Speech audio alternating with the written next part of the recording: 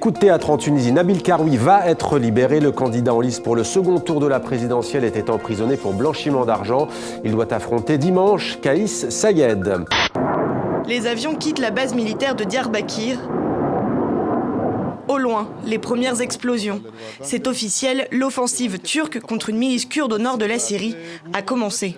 Nous allons assister à des opposants arabes syriens qui vont se battre contre des Kurdes syriens aussi opposants à Bachar. Donc, pour le régime syrien, ce sont deux adversaires de taille qui vont s'éliminer les uns les autres. Boucliers et gaz lacrymogène à la main, les policiers essaient de bloquer ces manifestants qui tentent de prendre d'assaut l'Assemblée nationale. Une situation explosive qui pousse le président équatorien Lénin Moreno à quitter la ville avec son gouvernement. L'administration seule et tous les services de l'État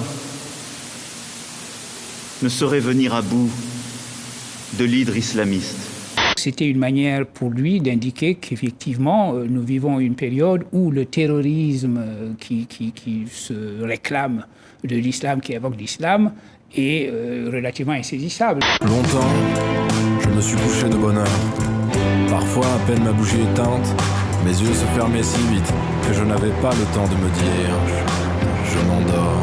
La littérature, ça fait partie de ma vie, et sauf Proust. Proust, j'avais jamais réussi à lire plus qu'une page en tout cas, parce que c'est alambiqué, parce que c'est long, parce qu'on comprend pas trop, parce qu'il y a plein de relatifs, parce que il y a plein de digressions et tout, et à chaque fois, j'y arrivais pas. Vraisemblablement, ces textes ne lui ont pas semblé pouvoir être aboutis suffisamment, ou bien peut-être ce thème de l'homosexualité, il ne voulait pas le voir dominer dans le recueil, et donc c'est la raison pour laquelle certainement il les a écartés. Je trouve qu'au Québec, on ne l'enseigne pas assez.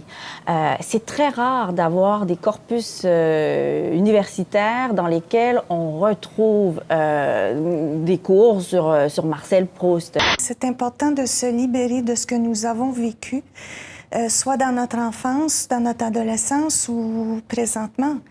Les abus sexuels, physiques, psychologiques, l'intimidation, l'abus de pouvoir, tout le monde en vit à différents degrés, oui. Bien entendu.